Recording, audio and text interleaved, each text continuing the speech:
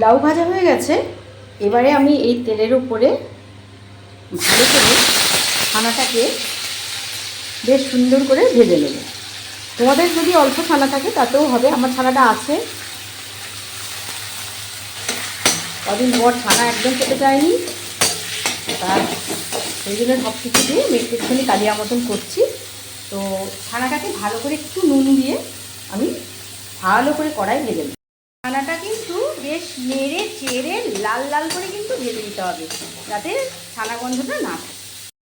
জিরে ফোড়ন আর গরম মশলা ফোড়ন দিয়ে, যেহেতু আমি আলুটা তেলের উপর ভাজিনি, দেখো কীরকম ফাটছে গরম মশলা, সেই জন্য আলুটাকে একটু ভালো করে আমি তেলের উপরে দিয়ে দেব। আলু ভাজতে ভাজতে এর মধ্যে দিয়ে দিলাম হিংটা, একটু হিং দিলাম। হিংটা দিয়ে এবার যেখানে আমার মিক্সড মশলাটা রয়েছে, সেই মিক্সড মশলাটা এর মধ্যে আমি পুরোটা ঢেলে দিলাম। মশলাটা কষে তেল ছেড়ে এলে আসছে।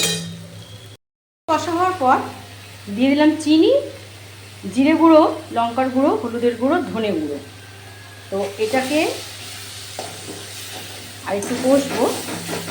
আর এই কষার সঙ্গে সঙ্গে এর মধ্যে আমি ছানাটা আবার অ্যাড করে দেবো, ভাজা ছানাটাকেও আবার অ্যাড করে দেবো।